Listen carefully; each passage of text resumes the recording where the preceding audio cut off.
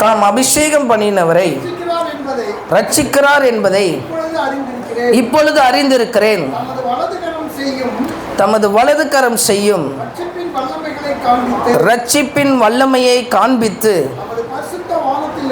தம்முடைய பரிசுத்த வானத்திலிருந்து அவருடைய ஜெபத்தை ஆண்டவர் கேட்பார். ஆண்டவர் நம் ஜெபத்தை கேட்கிற ஆண்டவராக இருக்கிறார். ஒரு விசை கண்களை மூடி ஆண்டவர் சமூகத்தில், ஆண்டவரே நீர் எங்கள் ஜெபத்தை கேட்கிறவராக இருக்கிறதற்காக ஸ்தோத்திரம். இந்த மாதத்தில் தேவன் என்னென்ன நாங்கள் ஜெபிக்க இருக்கிறோமோ அவை எல்லாவற்றையும் கர்த்தர் கேட்டு எல்லா இடுக்கண்களிலே எங்களை ரட்சித்து, ஆண்டவரே இந்த வாரம் முழுவதும், ஆண்டவர் இந்த மாதம் முழுவதும், இந்த வருடம் முழுவதும் எங்களை நடத்தி கொண்டு போகிறதற்காக உமக்கு ஸ்தோத்திரம். அதிசயங்களை காண பண்ணுவேன் என்று சொன்ன ஆண்டவர் இந்த வார்த்தையோடு கேட்டு கடந்து போகும்போது தீர்க்க தரிசனமாய் பேசி தேவன் அதிசயங்களை கடந்து போய் உம்மோடு கூட சேருகிற பிள்ளைகளாய் கர்த்தர் இந்த காலை வேளையிலே எங்களை மாற்றும்படியாய் நாங்கள் ஜெபிக்கிறோம். இயேசுவின் நல்ல நாமத்தில் பிதாவே, ஆமேன் ஆமேன். கர்த்தருடைய வார்த்தை சங்கீதம் 20:6 சொல்லுகிறது, கர்த்தர் தாம் அபிஷேகம் பண்ணினவனை ஆண்டவர் ரட்சிக்கிறார் என்பதை இப்பொழுது அறிந்திருக்கிறேன். தமது வலது கரம் செய்யும் ரட்சிப்பின் வல்லமையை காண்பித்து தமது பரிசுத்த வானத்திலிருந்து அவருடைய ஜெபத்தை ஆண்டவர் கேட்பார். ஆண்டவர் ஜெபத்தை கேட்கிறவர், ஆண்டவர் ஜெபத்தை தள்ளாதவர், ஆண்டவர் ஜெபத்துக்கு பதில் தருகிறவர், ஆண்டவர் ஜெபத்தினால் வெற்றியையும் ஆண்டவர் காண செய்கிறவர். எந்த ஜெபத்தையும், யாருடைய ஜெபத்தையும் இதுவரை கர்த்தர் தள்ளினதும் இல்லை, தள்ள போறதும் இல்லை. தம் பிள்ளைகள் பண்ணுகிற ஒவ்வொரு ஜெபத்தையும் ஆண்டவர் கேட்டு அதற்கு பதில் தருவதற்கு ரொம்ப ஆண்டவர் வைராக்கியம் உள்ளவர் இருக்கிறார். ஜெபம் என்பது ஒரு தேவையை சார்ந்தது அல்ல, அது ஒரு ஒழுக்கத்தை சார்ந்ததாகவும் இருக்கிறது. நாம் நினைக்கிறோம் பல வேளைகளே ஜெபம் என்பது நம்மளுடைய தேவைகளை சொல்லி, நம்மளுடைய காரியங்களை சொல்லி நாம் ஜெபிக்கிறது என்பது நம்ம நினைக்கிறோம். அது ஜெபத்தில் ஒரு விதமான பாட்டு தான், ஒரு 3-4% உடைய ஒரு பகுதி தான் ஜெபத்துலே. ஜெபம் வெறும் தேவையை மாத்திரம் சந்திக்கிறதல்ல. ஜெபம் ஒரு ஒழுக்கமுள்ள ஒரு செயல். ஒரு கிறிஸ்தவ பிள்ளைகளாய் ரட்சிக்கப்பட்ட நமக்கு ஜெபம் என்பது ஒரு ஒழுக்கத்துக்குரிய ஒரு செயலாய் இருக்கிறது. அதனால தான் யூதர்கள் தங்களுடைய பிள்ளைகளை ஜெபத்திலே அதிகமாய் வளர்க்கிறவர்களாய் இருப்பார்கள். அதோடு கூட மாத்திரமல்ல, இஸ்லாமிய சகோதரர்களும் தங்களுடைய பிள்ளைகளை சிறு வயதில் அந்த மசூதிக்குள்ளே அவர்கள் தொழுது கொள்வதற்கு அந்த பிள்ளைகளை சின்ன வயதிலே அவர்களை ட்ரெயின் பண்ணுவார்கள். அந்த பிள்ளைகள் இந்த சிறு வயதிலே அவர்களுடைய குரானில் இருந்து வசனத்தை பிரசங்கம் பண்ணுற அளவிற்கு அவர்களை ட்ரெயின் பண்ணுகிறார்கள். நான் அனுப்பிவிட வேண்டும் என்று நினைத்த அந்த வீடியோவை நான் உங்களுக்கு அனுப்பி விடுகிறேன். அப்படி சிறு பிள்ளைகளை அந்த ஜெபத்துலே ஒரு இஸ்லாமிய சகோதரர்கள் அதில் வளர்க்கிறதை பார்க்க முடிகிறது. நாம் நம்மளுடைய பிள்ளைகளுக்கு ஜெபத்தை அதிகமாக சொல்லிக் கொடுக்கிற ஒரு ஒழுக்கத்துக்கு நேராய் அதை கொண்டு போக தேவன் உதவி செய்வாராக. ஜெபம் தேவனோடு வளருகிற ஒரு செயலாகும். ஜெபம் என்பது ஒரு பார்ட்டு கிடையாது. சர்ச்சில் ஒரு ப்ரேயர் ஒரு பார்ட். நான் எனக்கு கஷ்டமாக இருக்குது அதனால் ஜெபம் பண்ண போகிறேன், எனக்கு தேவை இருக்குது அதனால் ஜெபிக்க போகிறேன் அப்படின்றது. ஜெபம் என்பது வெறும் ஒரு பார்ட்டாய் மாத்திரமல்ல, இது தேவனோடு வளருகிற ஒரு செயல். நீங்கள் ஆண்டவரோடு வளர்வீர்கள், ஆண்டவராகிய கர்த்தரோடு நீங்கள் நாளுக்கு நாள் வளருகிற ஒரு செயல். ஆமென். அதே நிலைமையில் நீங்கள் இருக்க மாட்டீர்கள். நீங்கள் தேவனோடு வளர வளர ஜெபத்தில் உங்களுக்கு ஆசீர்வாதங்களை எல்லாம் பின்னாடியே கர்த்தர் கொடுத்து கொண்டே வருவார். உங்கள் சத்துருக்கள் உங்களுக்கு முன்பாகவே பாதபடி ஆக போடுவார். எத்தனை எதிர்ப்புகள் நமக்கு தெரியாமல் இருந்தாலும் அதையெல்லாம் கர்த்தர் மாற்றி போடுவார். நாம் தேவனோடு வளர்ந்து கொண்டு வருகிற ஒரு செயல்தான் இந்த ஜெபம். இந்த ஜெபத்தை நாம் செய்யும்போது அந்த ஜெபத்தை ஆண்டவர் கேட்கிறார். ஆமீன். கர்த்தர் தாம் அபிஷேகம் பண்ணினவனை அவர் ரட்சிக்கிறார் என்பதை இப்பொழுது அறிந்திருக்கிறேன். ஆண்டவரால் அபிஷேகம் பண்ணப்பட்ட பிள்ளைகளை, ஆண்டவர் அந்த அபிஷேகம் பண்ணப்பட்ட பிள்ளைகள் ஜெபிக்கிற ஜெபத்தை ஒருபோதும் கர்த்தர் தள்ளிவிட்டதே கிடையாது. ஆமென். ஆண்டவர் சொல்லி இருக்கிறது போல, என்னை நோக்கி கூப்பிடு நான் உனக்கு மறு உத்தரவு அருளுவேன் என்று எரேமியா 33:3 சொல்லப்பட்டிருக்கிறார். இதை என்ன செய்ய வேண்டும் என்றால், நீங்கள் ஒரு டோல் ஃப்ரீ போல இதை என்ன செய்யணும், எப்பொழுதும் அதை உபயோகிக்கணும், எப்பொழுதும் அதை உபயோகிக்கணும். சிலிண்டர் காலியானால் தான் என்ன செய்வோம், புக் பண்ணுவோம். சில பொருட்கள் காலியானால் தான் அந்த நம்பரை தேடுவோம். ஏதாவது ஒரு பொருள் வீட்டில் ஒரு வாஷிங் மிஷினோ ஏதோ ஒன்று ரிப்பேர் ஆகிருச்சுன்னா உடனே அப்போ தான் அந்த கான்டாக்ட்ஸில் தேடுவோம், அந்த ரிப்பேர்க்கார நம்பர் எங்கே இருக்குது. இவங்க நம்பர் எங்கே இருக்குது, சிலிண்டர் நம்பர் எங்கே இருக்குது, உடனே புக் பண்ணணும். காலியானால் தான் நம்ம என்ன செய்கிறோம், அந்த நம்பரை தேடுறோம். இந்த நம்பர் அப்படிப்பட்டதில்லை. என்னை நோக்கி கூப்பிடு, நான் உனக்கு மறு உத்தரவு தருகிறேன். எரேமியா 33:3 சொல்லுகிறது. இதை உங்கள் ஃபோனில் கான்டாக்டாக சேவ் பண்ணி வைங்க. என்றைக்காவது உங்களுக்கு புலம்பணும்னு தோணுனாலும், என்றைக்காவது உங்களுக்கு கஷ்டம் தோணுனாலும், என்றைக்காவது ஒரு சூழ்நிலை தோணுனாலும் உடனே ஃபோன் எடுத்து இந்த நம்பருக்கு போடுங்க. எரேமியா 33ன்னு கான்டாக்ட் போட்டு வைங்க. ஃபோனில் போட்டு அதை கிளிக் பண்ணிவிட்டு என்ன புலம்ப தோணுதோ லவுட் ஸ்பீக்கரை போட்டு புலம்புங்க. கர்த்தர் அதை கேட்பார். அந்த கான்டாக்டில் ஆண்டவர் கேட்பார். யார் கேட்குறாங்களோ இல்லையோ, நீங்கள் புலம்புகிற புலம்புகளில் ஆண்டவர் உங்களுக்கு கேட்பார். அதனால் என்னை நோக்கி கூப்பிடு என்று சொல்லியிருக்கிறார். நீ என்னை நோக்கி கூப்பிடாத, தயவு செய்து வந்துடாதன்னு ஆண்டவர் சொல்லுகிற ஆண்டவர் அல்ல. ஆண்டவர் என்னை நோக்கி கூப்பிடு, நான் உனக்கு மறு உத்தரவை தருவேன் என்று ஆண்டவர் சொல்லியிருக்கிறார். ஜெபத்தை கேட்கிற ஆண்டவர் எப்படி தாம் அபிஷேகம் பண்ணினவனை ரட்சிக்கிறார் என்பதை பாருங்கள். தானியேலின் புஸ்தகமும் 3வது அதிகாரம் 17வது வசனத்தை எடுத்து நாம் தியானிப்போம். தானியேலின் புஸ்தகமும் 3வது அதிகாரம் 17வது வசனத்தை, நாங்கள் ஆராதிக்கிற எங்கள் தேவன் எங்களை தப்புவிக்க வல்லவராய் இருக்கிறார். அவர் எரிகிற அக்கினி சூளைக்கும் ராஜாவாகிய உம்முடைய கைக்கும் நீங்களாக்கி விடுவிப்பார் என்று சொல்லி ஒரு ஸ்டேட்மெண்ட்டை இங்கே பார்க்க முடிகிறது. கர்த்தர் தாம் அபிஷேகம் பண்ணினவனை எப்படி ரட்சிக்கிறார் என்பதை பாருங்கள். நாங்கள் ஆராதிக்கிற எங்கள் தேவன் எங்களை தப்புவிக்க வல்லவராய் இருக்கிறார். ராஜாவாகிய உம்முடைய கைக்கும் நீங்களாக்கி விடுவிப்பார், விடுவிப்பார், விடுவிப்பார். தைரியமாய் சொல்லுகிறார்கள். சாத்ராக், மேஷாக், ஆபேத் நேகோ அத்தனை தேசத்தார்களுக்கு முன்பாக, அத்தனை ராஜாக்களுக்கு முன்பாக தைரியமாய் சொல்லுகிறார், விடுவிப்பார். அப்படி என்றால் நம்பிக்கை. என் தேவன் என்னை விடுவிப்பார் என்பது ஒரு நம்பிக்கை. ஜபத்தை கேட்டுக்கொண்டிருக்கிற ஆண்டவர், ஜபத்தை கேட்கிற ஆண்டவர், கர்த்தர் தம் அபிஷேகம் பண்ணினவனை ரட்சிப்பதற்கு, அவர் விடுவிப்பதற்கு நம்ம வாழ்க்கையிலே ஒரு நம்பிக்கை வேண்டும். ஆண்டவர் என்னை விடுவிப்பார், ஆண்டவர் என்னை ரட்சிப்பார், ஆண்டவர் இந்த இக்கட்டிலிருந்து எனக்கு விடுதலை தர முடியும் என்கிற ஒரு நம்பிக்கை. இந்த நம்பிக்கை உங்க வாழ்க்கையில இருக்க வேண்டும்.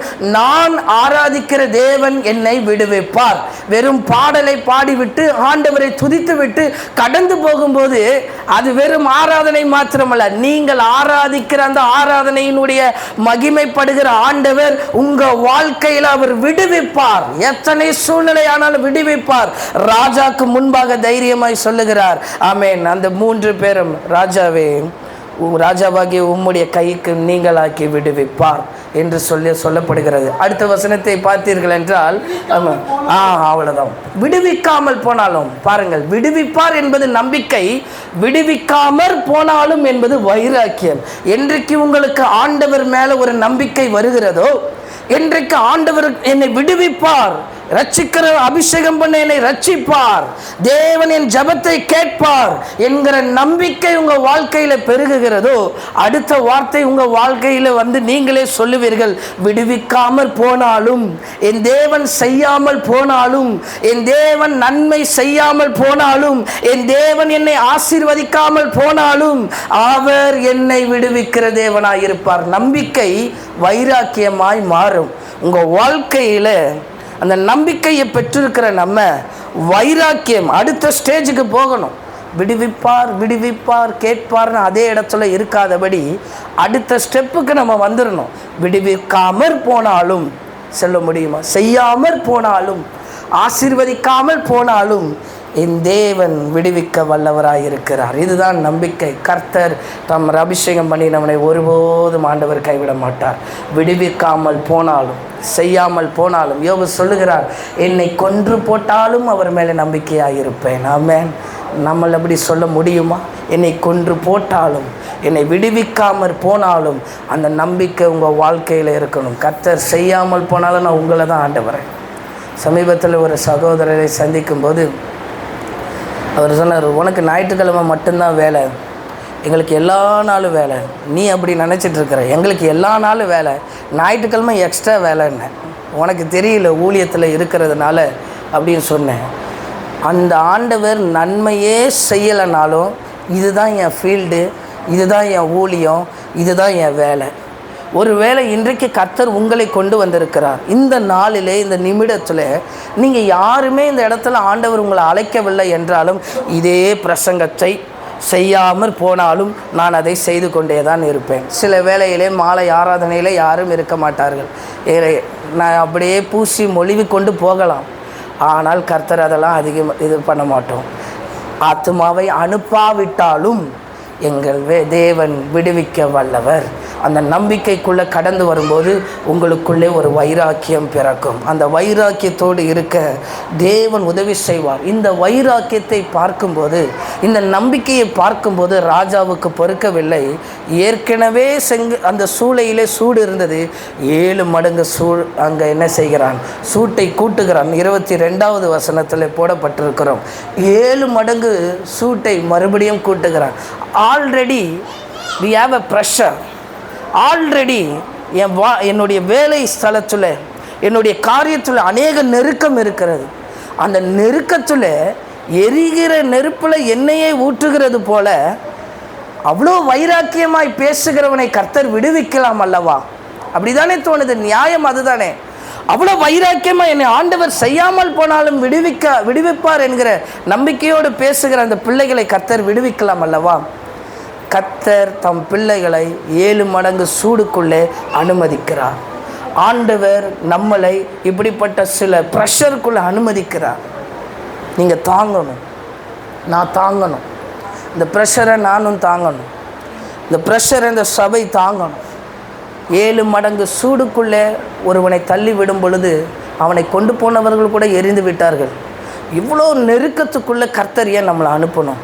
இவ்வளோ தேவைக்குள்ளே ஏன் அனுப்பணும்? இவ்வளோ நம்பிக்கையாக இருக்கிறல்ல, ஆண்டவர் என்னை விடுவிப்பார் என்கிற நம்பிக்கை.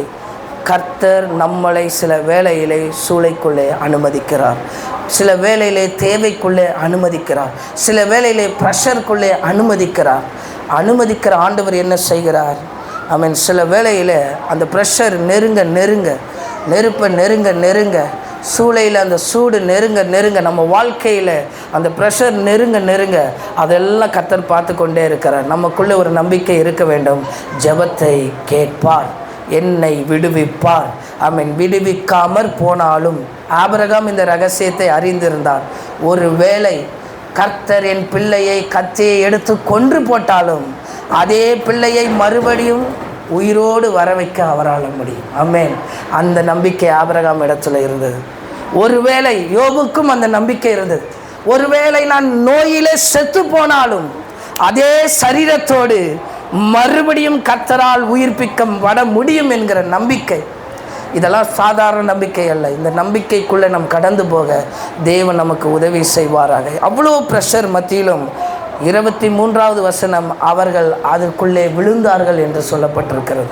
விழுந்து போனார்கள். அநேக காரியத்தில் நாம் விழுகிறோம், அநேக காரியத்தில் நாம் தவறுகிறோம், அநேக காரியத்தில் விழுந்து கிடக்கிறவர்களாக இருக்கிறோம். ஆண்டவரே, இதற்கப்புறம் நான் என்ன செய்வது எனக்கு தெரியவில்லை என்று. ஆனால் விழுந்தாலும் 25வது வசனத்தை வாசிப்போம். சொல்லும். அதற்கு அவன், இது ஆமென், 4 பேர் அக்கினியின் நடுவிலே உலாவுகிறதை காண்கிறேன். ஆமென். வாசிப்போம். அவர்களுக்கு ஒரு சேதமும் இல்லை.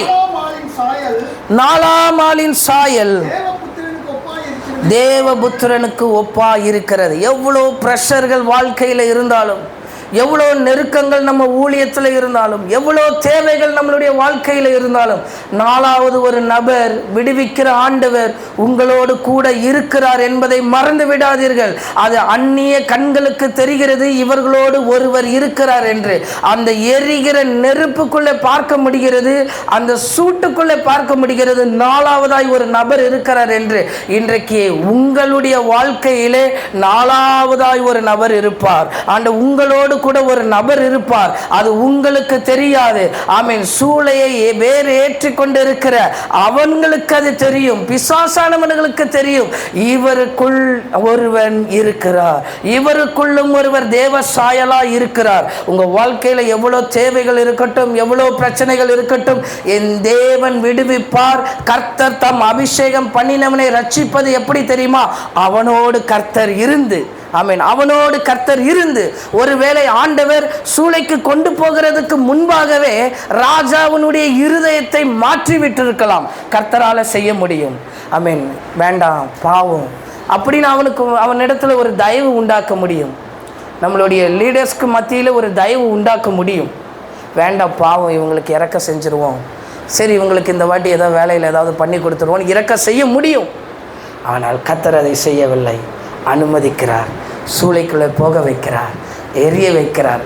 பிரச்சனையில் நம்ம மாத்திரம் அல்ல, தேவையில் நான் மாத்திரம் இல்லை, என் குடும்பம் மாத்திரம் இல்லை, ப்ரெஷரில் நான் மாத்திரம் இல்லை, என் மைண்டு மாத்திரம் இல்லை, உங்களோடு கர்த்தரும் இருக்கிறார் என்பதை ஆண்டவர் காட்டுகிறார். நீ மாத்திரம் இந்த சூடை அனுபவிக்கவில்லை, நானும் உன்னோடு இருக்கிறேன். 4வது நபராய் கர்த்தர் சூழ்நிலையை மாற்றுகிறதை காட்டிலும் ஆண்டவர் தம் அபிஷேகம் பண்ண பிள்ளைகளை எப்படி ரட்சிக்கிறார் பாருங்கள். பிரச்சனையோடு நானும் உன் கூட இருக்கிறேன். ஆமென். உனக்கு தேவையா? அந்த தேவையோடு நான் இருக்கிறேன். சந்திக்க முடியும், ஆனால் கூட இருக்கிறது தானே ஆறுதல். ஆமென்.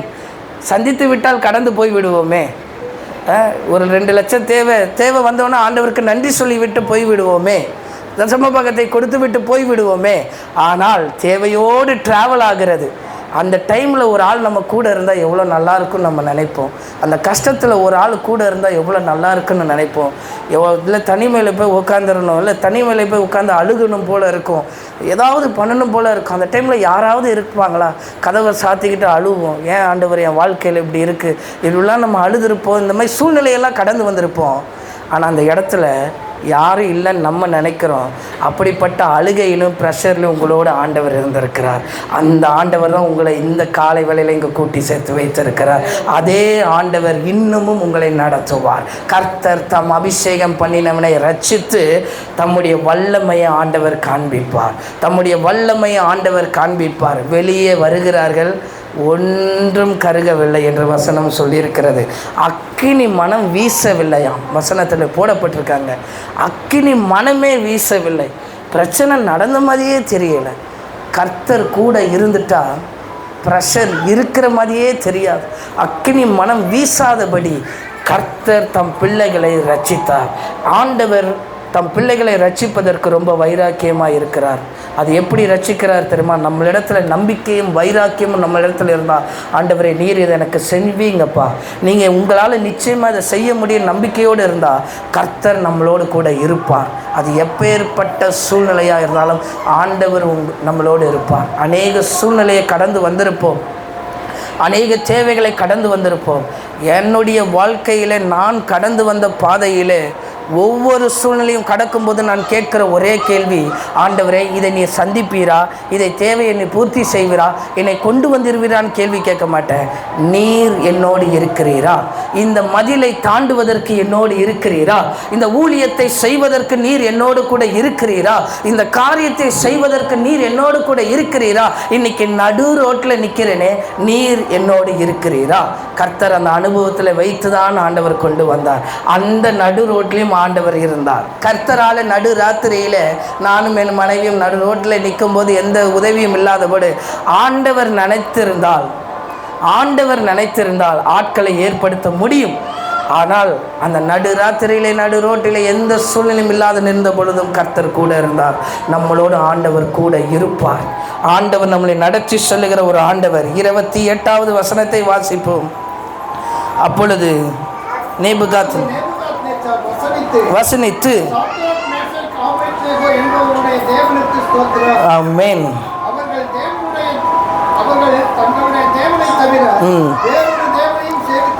சேவித்து பணியாமல் அவரையே நம்பி ராஜாவின் கட்டளையை தள்ளி தங்கள் சரீரங்களை ஒப்பு கொடுத்ததினால் அவர் தமது தூதனை அனுப்பி தம்முடைய தாசரை விடுவித்தார். அவர் தமது தூதனை அனுப்பி அவர் விடுவித்தார். ஆண்டவர் அதே தேவன் இன்றைக்கு நம்மளோடும் இருக்கிறார்.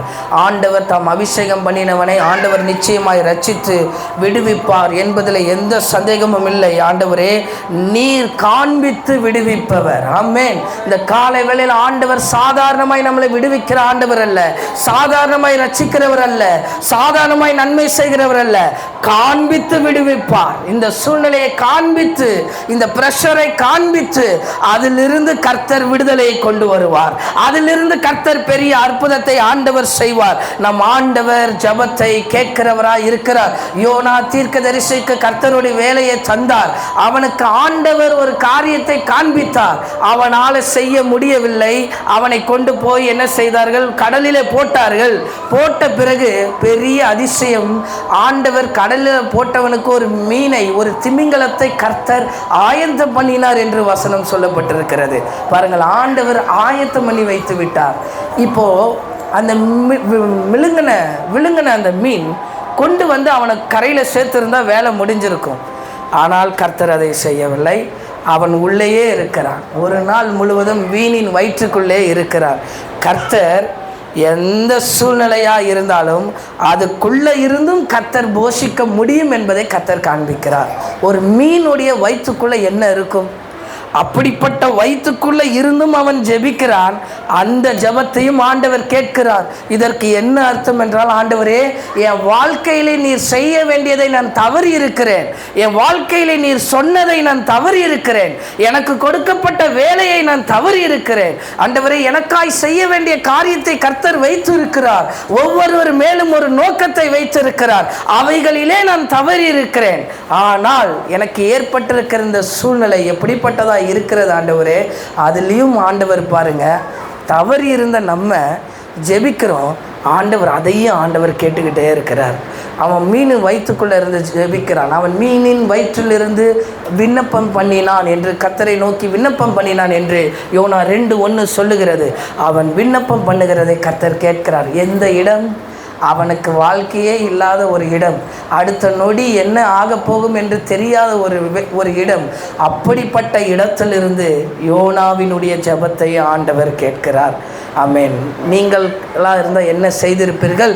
யோனாக்கு என்ன நியாய தீர்ப்பு தந்திருப்பீர்கள்? நான் உன்கிட்ட சொன்ன வேலையை நீ செஞ்சியா? செய்யலை. அப்போ என்ன செய்யணும்? உனக்கு நான் ஒரு மீன் அனுப்பினேன், போ, நான் வேறு ஆளை பார்த்துக்கிறேன், அப்படி தானே சொல்லுவோம். என் வேலையை நீ செய்யலை, இனிமேல் நீ எனக்கு வேண்டாம், நீ அனுப்பிட்டு வேறு ஆளை போட்டிருப்பாங்க. ஆனால் கர்த்தர் ஒருபோதும் அதை செய்யலை.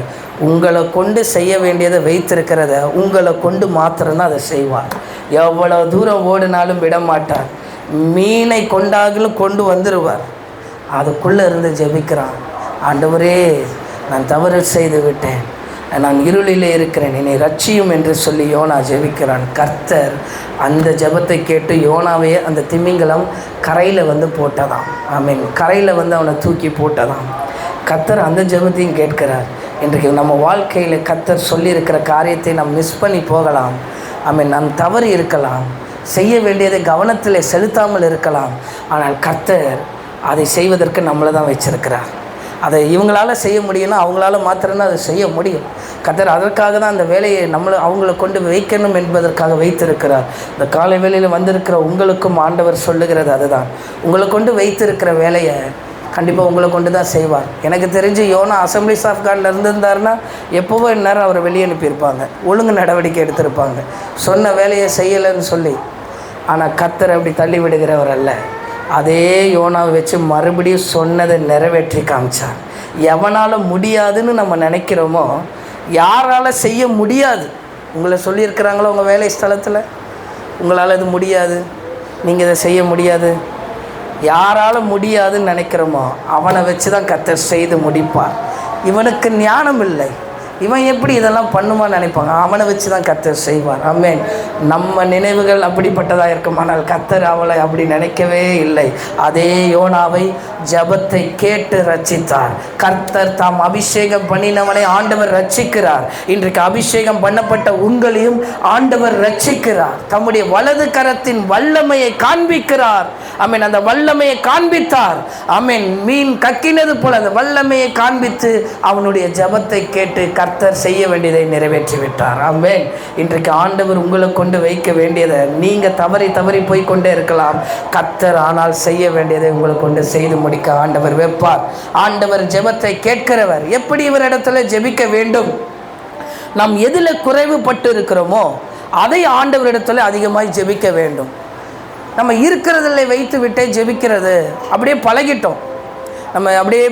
அந்த மாதிரி நம்ம இல்லாதபடி நமக்கு இருக்கிறதிலிருந்து எது குறைவு இருக்கிறது என்பதை கண்டுபிடியுங்கள். சாலமோனுக்கு ஒரு பெரிய ஊழியம் இருந்தது. பெரிய ஒரு தரிசனத்தை கர்த்தர் தந்திருக்கிறார். ஆலயத்தை கட்ட வேண்டும். பொருட்கள் இருக்கிறது, பணம் இருக்கிறது, லைஃப் நல்லா செட்டில்டு. அவங்க அப்பா அவனுக்கு நல்லா செட்டில் பண்ணிட்டார். அவன் சாலமோனுக்கு உண்டான காலத்திலே வெள்ளி ஒரு பொருட்டாக எண்ணப்படவில்லை. அந்த அளவுக்கு அவனுடைய ஆசீர்வாதம் பயங்கரமாக இருந்தது. செட்டிலான ஒரு லைஃப். இப்போ ஆண்டவர் அவனிடத்துல வந்து கேட்குறார், சொப்பனத்தில் தோண்டி, உனக்கு என்ன விருப்பமோ அதை கேள் என்று சொல்லி. இதே ஆண்டவர் இன்றைக்கு நம்மளுடைய சொப்பனத்தில் வந்து நம்மளிடத்துல வந்து உனக்கு என்ன விருப்பமோ அதை கேள் அப்படின்னு சொன்னால் நம்ம என்ன சொல்லுவோம்? நீங்கள் என்ன சொல்லுவீங்க? ஆனால் சாலமோன் கேட்டது, தனக்கு எல்லா நிறைவும் இருந்த பொழுதும் ஒரு குறைவு அவனுக்குள்ளே இருக்கிறதை கண்டுபிடித்து வைத்திருந்தான். ஆண்டவரே, இதை ஆள்வதற்கு எனக்கு ஞானம் வேண்டும். கர்த்தர் அந்த ஜெபத்தை அங்கீகரித்தார். அது அவருக்கு விருப்பமாகவும் அமைந்தது.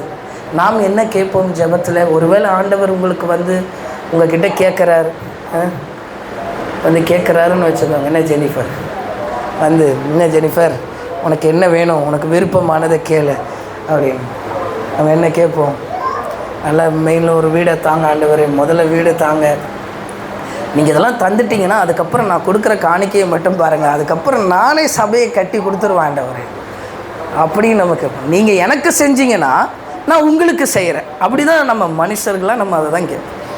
நீங்கள் எனக்கு இதை கொடுத்தீங்கன்னா நான் உங்களுக்கு இதை கொடுக்குறேன். எனக்கு இந்த வேலையில் லீவை கொடுத்தீங்கன்னா நான் இந்த வேலையில் என்ன செய்கிறேன்? அந்த லீவ் நல்ல நான் வந்து ஜெபம் பண்ணுறேன். எனக்கு தான் லீவ் இல்லையே. இப்படி தானே ஜெபம் பண்ணுறோம், இப்படி தானே கேட்குறோம். எனக்கு பண தேவை, நீங்கள் பணம் கொடுத்தீங்கன்னா முதல்ல அந்த பணத்தை தசம்பா கொடுத்து மீதி என் தேவையை சந்திச்சுப்பேன். இப்படி தான் நம்ம கேட்போம். எனக்கு என்ன கொடுக்குறீங்க, அதுலேருந்து நான் உங்களுக்கு என்ன தரேன். இப்படி தான் நம்மளுடைய ஜெபங்கள் இருக்கிறது. நீ எனக்கு இதை கொடுத்தா நான் அதை தரேன். எனக்கு லீவு கொடுத்தா நான் வந்து என்ன செய்கிறேன்? நல்லா வந்து ப்ரேப்பா, எனக்கெல்லாம் லீவே கிடைக்க மாட்டேங்குது இப்போலாம். அப்போல்லாம் நான் எனக்கு லீவு வந்ததுன்னா சர்ச்சை விட்டே நான் போக மாட்டேன். அதுக்கு தான் எரிகிற அக்கினி சூளை உள்ள ப்ரெஷர் உள்ள ஆண்டவர் அனுப்பியிருக்கிறார். அதை விடுவிக்கிறதற்கு தான் அந்த ப்ரெஷர் உள்ள அனுப்பியிருக்கிறார். வெளியே வரணும், கர்த்தர் இருப்பார், கொண்டு வருவார். எனக்கு ஃபஸ்ட்டெல்லாம் நான் ஆண்டவருக்கு செய்யணும்னு அப்படி கொடுப்பேன். இப்போலாம் பயங்கர கடன், பிள்ளைகள் வளர்ந்துட்டாங்க, இது பண்ணிட்டாங்க, அதனால் கொடுக்க முடியலை, அதனால் செய்ய முடியலை, அதனால் நான் ஜெபிக்க முடியலை. அன்றைக்கெலாம் நான் எழும்பி ஜெபித்தேன்னா அப்படி ஜெபம் பண்ணுவேன். ஆனால் இன்றைக்கி என்னால் செய்ய முடியல. கர்த்தர் எனக்கு அந்த பலனை கொடுத்தாருன்னா மறுபடியும் நான் செஞ்சு முடிச்சிடுவேன். இப்படியே தான் சொல்லுவோம். ஆனால் ஆண்டவரே, எனக்கு கொடுக்கலைனாலும் அந்த இடத்துக்கு வந்துடணும். விடுவிக்காமற் போனாலும் செய்யாமற் போனாலும் நான் வந்து நிற்பேன். என்ன போவோம், என் வேலை போயிடுமா நான் அப்படி சொல்ல, அதுக்குன்னு வேலையை விட்டு வந்துட போய் அப்படி சொல்லலை, சொல்கிறேன். அப்படிப்பட்ட ஒரு நம்பிக்கையும் வைராக்கியமும் நம்ம இடத்துல இருக்கணும். சாலமோன் அதை தான் கேட்குறான். எல்லாம் என்கிட்ட இருக்குது, லைஃபு செட்டில் ஆயிடுச்சு, இதுக்கு மேலே என்ன வேணும் ஆண்டவரே? நல்ல ஒரு நான் சாலமோன் வயதில் இருந்தால் அந்த வயதுக்கு அவன் என்ன கேட்டிருக்கணும்னா, நியாயப்படி கிறிஸ்தவ உளவியல் படி அவன் என்ன கேட்டிருக்கணும் அந்த வயசுக்குன்னா ஏற்ற துணையை தான் கேட்டிருக்கணும் சாலமோன். ஆண்டவரே, எங்கள் அப்பா எல்லாத்தையும் செட்டில்மெண்ட் பண்ணிட்டார், வேலை செய்கிறதுக்கு ஆட்கள் இருக்கிறாங்க, டிராயிங் வரைகிறதுக்கும் இதுக்கும் ஓரளவு எல்லாத்துக்கும் இன்ஜினியர் இருக்கிறாங்க, இப்போ எனக்கு என்ன வேணும்? ஒரு நல்ல ஏற்ற துணையை காண்பீங்கன்னு தான் சாலமோன் அந்த வாலிப வயசில் கேட்டிருக்கணும். அதுதான் சைக்காலஜி படி உண்மை. ஆனால் அவன் கேட்டது, ஆண்டவரே அதெல்லாம் உம்மால் கொடுக்க முடியும், இதெல்லாம் நீங்கள் தந்துட முடியும், பணமும் பார்வையில் அற்பமாக, நம்ம பார்வையில் தான் பணம்லாம் ஆண்டவருக்கு 100 கோடினாலும் ஆண்டவருக்கு 100 ரூபானாலும் ஒரே கேட்டகரி தான் கர்த்தருடைய பார்வையில். இன்றைக்கு 3 லட்சம் இருக்கிற இடத்த வாங்க முடியலன்னா நாளைக்கு 30 லட்சம் இருக்கிற இடத்த ஆண்டவர் வாங்க வைப்பார். அதுதான் நம்ம ஆண்டவர். நம்ம நினைப்போம் அது 3 லட்சம் இருக்கும்போதே வாங்கியிருக்கலாமே, 30 லட்சம் இருக்கும்போது வாங்க வச்சார்ல, அதுதான் ஆண்டவர் விடுவிப்பார். ஆமென். ஐயோ 30 லட்சம் இருக்கும்போது வாங்க முடியல, இப்போ 3 கோடி ஆகி போச்சு, 3 கோடியாக இருந்தாலும் வாங்க வைப்பார். நம்ம நினைப்போம் 30 லட்சம் இருக்கும்போதே வாங்கியிருக்கலாம். 3 கோடியோனாலும் உங்களை வாங்க வைப்பார். அதுதான் நம்ம ஆண்டவர். நமக்கு தான் மதிப்பு, அவருக்கு பணத்து விஷயத்தில் மதிப்பு கிடையாது. அதனால தான் இந்த இடத்தெல்லாம் வாங்கணும்னு ஆசை தான். எப்படியோ டெவலப் ஆயிடுச்சுன்னா விலை ஏற்றிடுவாங்க. ஆனால் விலை ஏற்றினாலும் சந்திக்க முடிகிற ஆண்டவர் இருக்கிறதுனால அதை பற்றி கவலைப்படுகிறது. ஆமே. கர்த்தர் கொண்டு வந்து அதை சேர்ப்பார். நம் ஜெபத்தை எப்படி கேட்க வேண்டும் என்று பாருங்கள். நமக்கு என்ன குறைவு இருக்கிறதோ அதை கேட்க வேண்டும். சாலமோன் அதை ஞானமாய் கேட்டான். ஆண்டவரே, எனக்கு அந்த ஞானத்தை தாரும். இன்றைக்கி வேலை செய்கிற ஸ்தலத்தில் நமக்கு இருக்கிற உண்டான நெருக்கத்தில் நம்ம என்ன ஜெபிக்கிறோம். சமீபத்தில் ஒரு சகோதரரை சந்தித்தேன், ஐடியில் வேலை செய்கிறவர். என்ன பட் கேட்க, வேலை எப்படி போச்சுன்னா முன்ன மாதிரி இல்லை, சம்பளம் சரியாக கம்மி பண்ணிட்டாங்க, வேலை நேரம் அதிகமாக்கிட்டாங்க அப்படின்னு சொல்லிட்டு இருக்கும்போது, இந்த மாதிரி பண விஷயத்தெல்லாம் கம்மி பண்ணிட்டாங்க. இதெல்லாம் எந்த சூழ்நிலை நேரம் ஆண்டவர் நடத்துகிறாரு பாருங்கள். அப்படிப்பட்ட ப்ரெஷருக்குள்ளே ஆண்டவர் கொண்டு போகிறார். ஆனால் அவன் சொல்கிறான், எனக்கு நேரமாச்சும் கம்மியாக கிடைஞ்சா நல்லாயிருக்கும். அதுக்காக தான் இந்த நைட்டு ஜெபத்தில் பார்த்தேன், அதுக்காக தான் இரவு ஜெபத்துக்கு வந்தேன். அப்படியாவது ஆண்டவர் என் வேலை நேரத்தை கம்மி பண்ணிடுவாரா அப்படின்னு சொல்லி தான் நான் ஜெபம் பண்ண வந்தேன். எவ்வளோ ப்ரெஷர்கள், எவ்வளோ நெருக்கங்கள், எவ்வளோ தேவைகள், அதன் மத்தியிலும் கர்த்தரால் விடுவிக்க முடியும். ஆண்டவரிடத்தில் ஜெபிக்கிற நமக்கு என்ன குறை இருக்குது? ஆண்டவரே, எனக்கு இந்த வேலையில் செய்வதற்கு ஞானத்தை தாங்கன்னு கேட்போம் ஆண்டவர்கிட்ட. நான் இவர் கீழே வேலை செய்கிறேன்னா அவர் கீழே நான் உண்மையாய் வேலை செய்வதற்கு எனக்கு ஞானத்தை தாங்க. பவுல் சொல்லி கொடுக்குறார், எஜமான்களுக்கு, வேலைக்காரர்களே எஜமான்களுக்கு கீழ்ப்படியுங்க, என்ன உண்மையாக செய்யுங்க அந்த வேலையை, அதை கர்த்தருக்காக செய்யுங்கன்னு சொல்லி கொடுக்குறார் பவுல். அப்போ ஒரு இடத்துல நம்ம வேலை செய்கிறோன்னா அந்த இடத்துல உண்மையாக இருக்க ஆண்டவர் உதவி செய்வார். உண்மையாக நடக்க. ஒருவேளை உங்கள் எஜமான் கெட்டவனுங்களாக இருக்கலாம், ஒருவேளை உங்கள் எஜமான் ரொம்ப நெருக்கிறவர்களாக இருக்கலாம், ஒருவேளை உங்கள் எஜமான் ரொம்ப ப்ரெஷர் பண்ணுறவங்களாக இருக்கலாம். ஆனால் அந்த எஜமானு கீழே கர்த்தர் நம்மளை வைத்திருக்கிறார் என்றால் நாம் ஆண்டவரை அறிந்த பிள்ளைகள். நாம் அவர்களுக்கு கீழ்ப்பட்டு உண்மையோடு அந்த வேலையை செய்யும்போது கர்த்தர் அந்த வேலையை ஆண்டவர் ஆசீர்வதிக்கிறவராக இருப்பார். எல்லா சூழ்நிலையிலும் ஆண்டவர் ஜெபத்தை கேட்கிறவராக இருப்பார். ஜெபத்தை 2வது காரியமாக எப்படி ஜெபிக்க வேண்டும்? தேவனுடைய சித்தத்தை கேட்டு அறிந்து ஜெபிக்கணும். இதை கொடும் அதை கொடும். ஒரு வாலிபன் ஜெபம் பண்ணிகிட்டு இருப்பான். அப்போது நாங்கள் ஜெபிக்க போகும்போது நீளமான முடி வச்ச பொண்ணு வேணும்னு ஜெபம் பண்ணிட்டு இருக்கோம். ஆண்டவர் அவனுக்கு நீளமான முடி வச்ச பொண்ணையும் கொடுத்தார். ஆனால் இப்போ இடையில 2 பேருக்கு டைவர்ஸ் ஆகிருச்சு. கர்த்தருடைய சித்தத்தின்படி கேட்கும்போது ஆண்டவர் கொடுப்பார். ஆண்டவருடைய சித்தத்தை நம்ம அறிந்து செயல்படும் போது ஆண்டவர் கொடுப்பார். நம்ம சித்தத்தை தேர்ந்தெடுக்கும் போது அதையும் ஆண்டவர் டிஸ்டர்ப் பண்ண மாட்டார். நீ போய் அதையும் அதை பண்ணுறேன்னு டிஸ்டர்ப்லாம் பண்ண மாட்டார். நீ விருப்பப்படுற, கேட்குற, அடம்பிடிச்சு கேட்குற, சரின்னு கொடுத்துவர். ஆனால் அதில் இருக்கிற விளைவுகளை நம்ம தான் ஃபேஸ் பண்ணணும். அதில் ஆண்டவரை குறை சொல்ல முடியாது. நீ கேட்ட, நான் கொடுத்துட்டேன், ஆனால் அதில் இருக்கிற விளைவுகளை நான் தான் ஃபேஸ் பண்ணி ஆகணும்.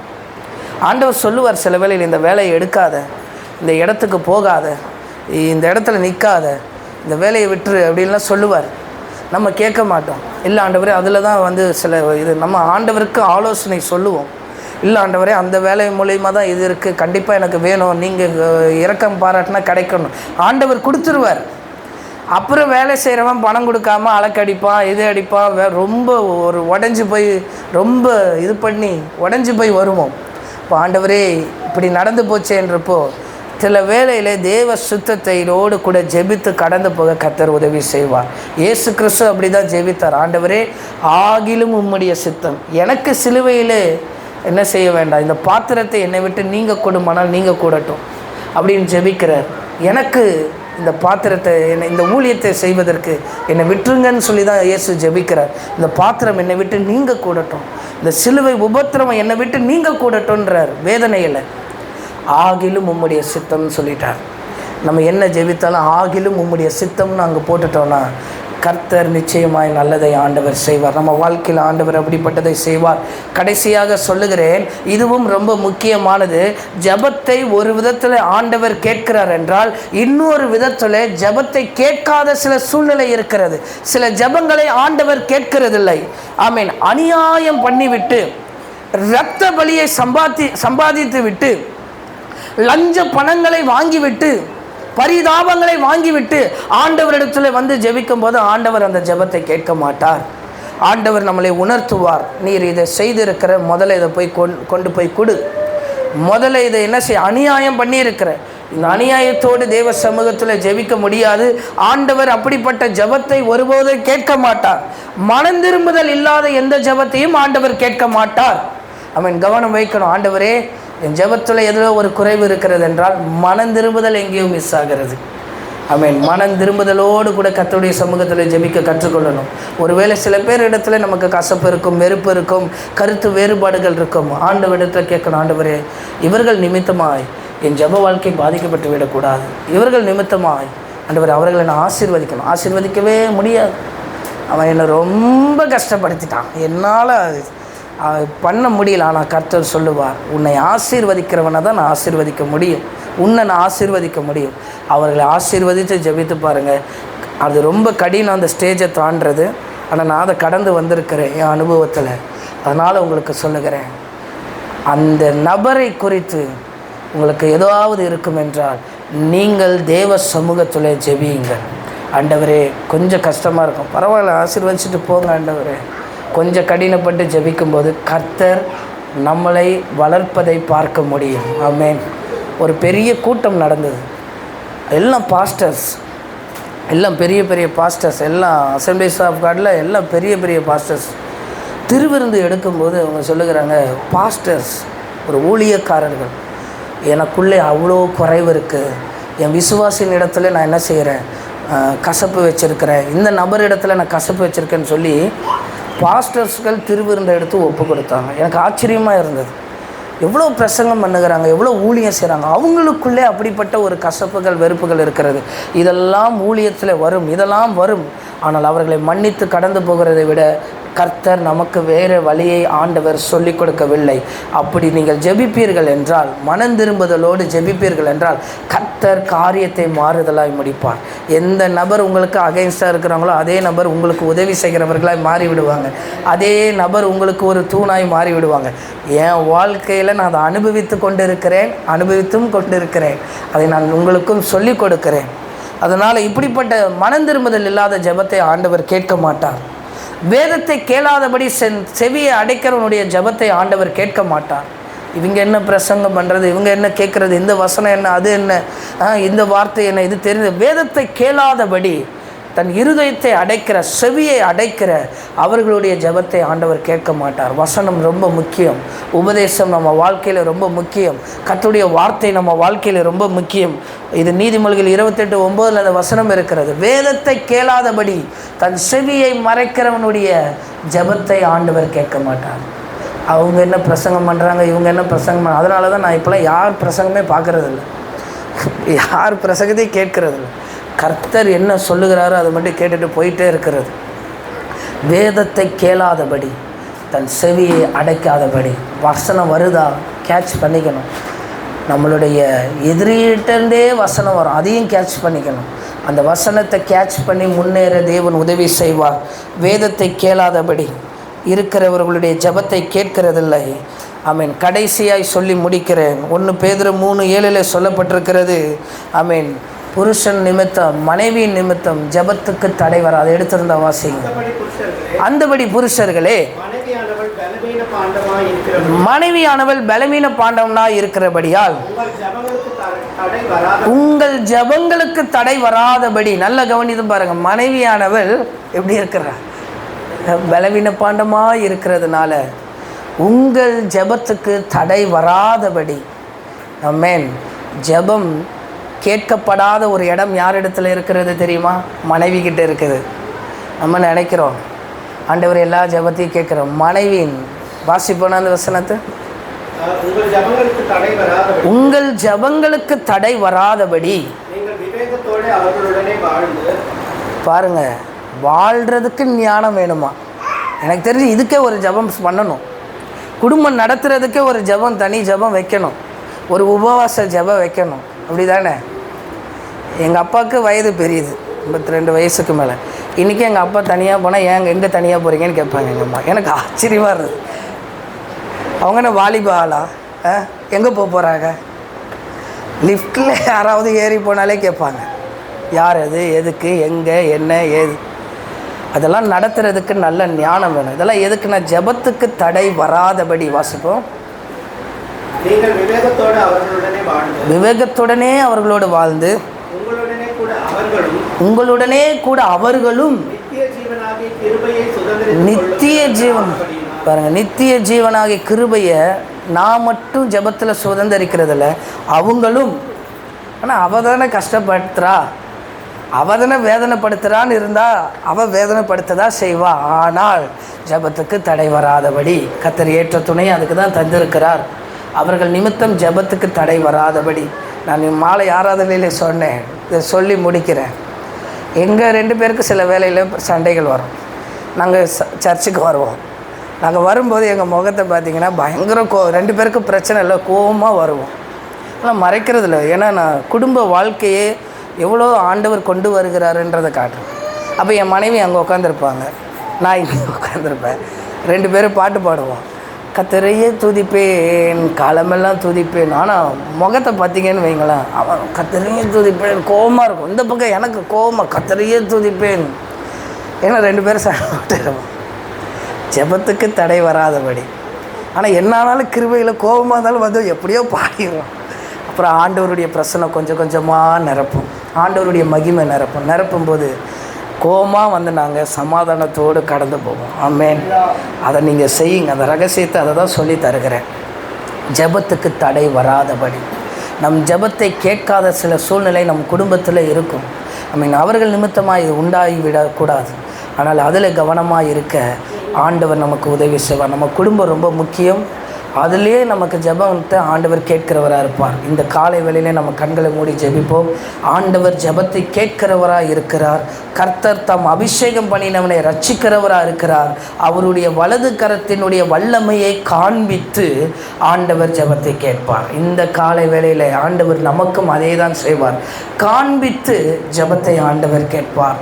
காண்பித்து ஆண்டவர் வெற்றியுள்ள வாழ்க்கையை தருவார். இந்த காலை வேளையில் ஆண்டவரே, ஒருவேளை என்னிடத்தில் சில குறைவுகள், என் ஜெபங்கள் எதுவும் கேட்கப்படாத சூழ்நிலைகளுக்குள்ளே கடந்து போய் இருப்போம் என்றால் ஆண்டவர் இந்த காலை வேளையில் அவைகளை மாற்றுகிறதற்காக நன்றி.